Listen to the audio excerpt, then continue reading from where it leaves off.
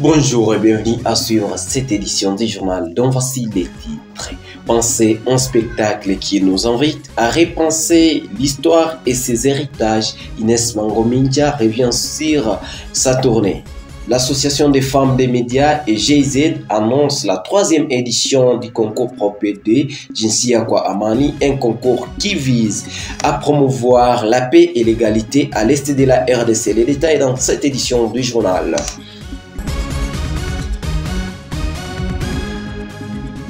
Commençons par nous-mêmes. Les journalistes de Free Media viennent de bénéficier d'une formation de 2 jours. Cette formation avait pour but d'améliorer leurs compétences en montage vidéo, une étape cruciale dans la production des contenus audiovisuels de qualité. Grâce à cette formation, les professionnels de Free Media sont désormais mieux outillés pour réaliser les reportages, des émissions, des magazines et des documentaires répondant aux normes professionnelles. Paul Fikiri, le formateur, a souligné l'importance de cette initiative. Certainement, on a fait 2 jours de formation sur les différentes techniques ou les pratiques du métier. Il s'agit de former les reporters des Free Media sur la prise de vue, également le montage vidéo. Pour commencer, il y avait d'abord ce besoin criant. Pas criant, mais il y avait ces besoins. Il fallait qu'ils soient formés sur les techniques de prise de vue, mais également du montage vidéo. Ça, c'est un.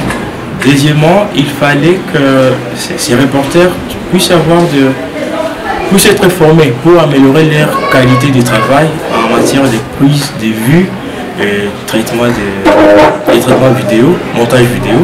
Ainsi, durant 2 jours, on a travaillé d'arrache-pied pour essayer un peu de les mettre au niveau dans leur travail au quotidien. Free Media est un groupement d'intérêt économique qui a un média en ligne et une télé-web basée à Bukavu. Il met en avant la femme à travers sa ligne éditoriale, la femme au cœur de l'actualité, contribuant ainsi à l'émancipation féminine à l'est de la RDC. De retour d'une tournée en Afrique de l'Est, Inès Mangominja, danseuse de la République démocratique du Congo et membre du groupe Phoenix, a accordé une interview à notre rédaction ce jeudi novembre 2024. Elle nous a dévoilé les enjeux de cette création artistique et lance un appel à la jeunesse africaine, particulièrement les femmes. La tournée en question visait d'élargir le cadre, le public cible pour passer ce message, parce que c'est un message important qui nous touche, nous en tant que personnes et presque tous les pays d'Afrique. Alors, ils ont essayé d'élargir et de créer un lien, un pont entre l'Afrique ou le Congo de l'Est, non, le centre et l'Est des pays d'Afrique. C'était comme créer une mise en relation entre nous, les artistes d'ici, et ceux de l'Est de l'Afrique.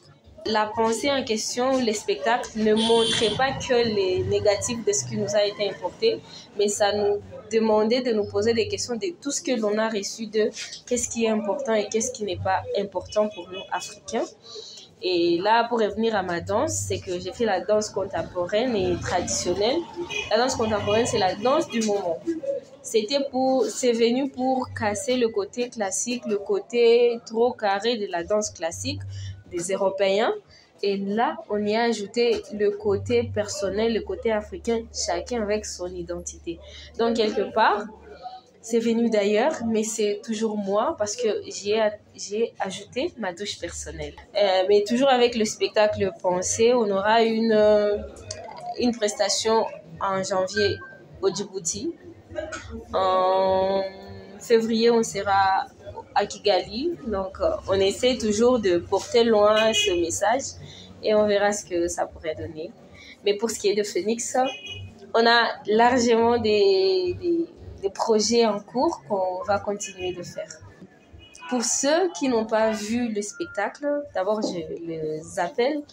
Le 25 janvier, on sera encore à l'Institut français pour une 3e prestation ici, parce qu'on essaie en tout cas de vulgariser le message.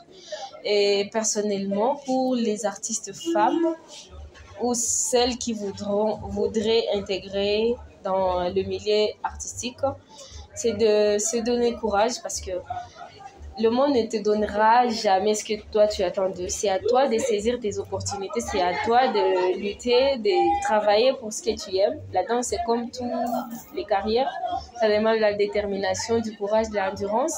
Donc, mets tous les moyens en ta possession pour arriver à faire vivre ton rêve.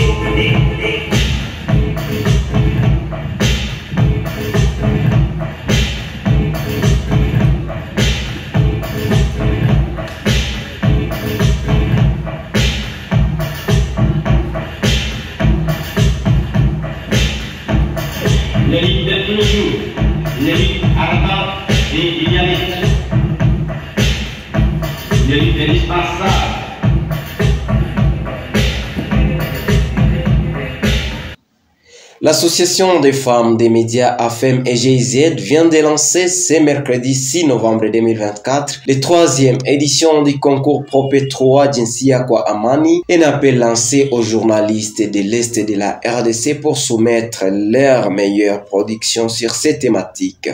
Les reportages dans cette édition. Ce concours vise à sensibiliser les journalistes à l'importance de traiter ces sujets avec rigueur et professionnalisme, tout en encourageant une approche du genre dans leur travail. Il s'agit également de renforcer les rôles des médias comme acteurs clés de la transformation sociale.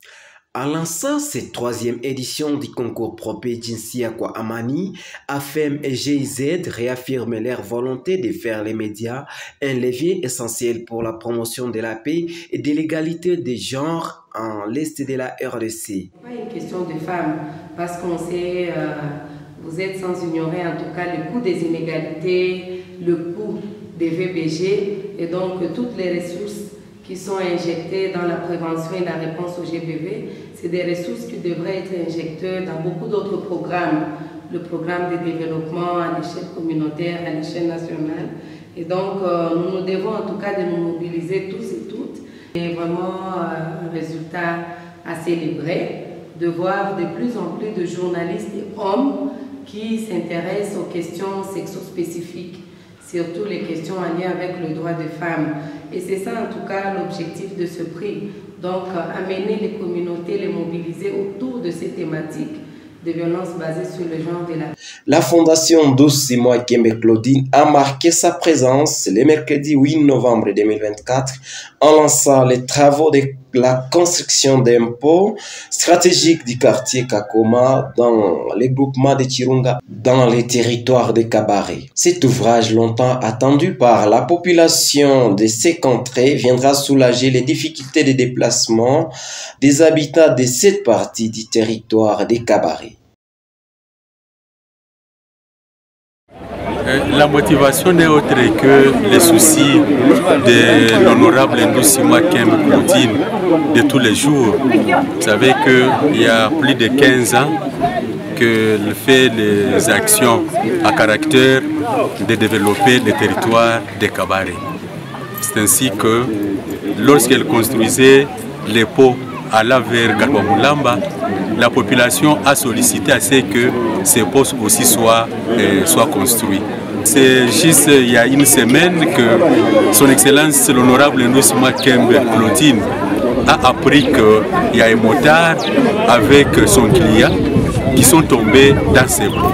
C'est ainsi qu'elle nous a envoyé d'urgence pour venir lancer la construction de ces ponts en dur pour soulager tant soit peu cette population qui était déjà en souffrance, qui était déjà en difficulté de traverser, de quitter la ville vers l'intérieur.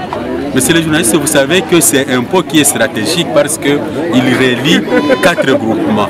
À part la ville de Bukavu, à travers la commune de Bagira, c'est un pont qui relie le groupement de Chirunga, le groupement de Kagabi, le groupement de Bugobe et le groupement de Bushwira. Mama ni mama.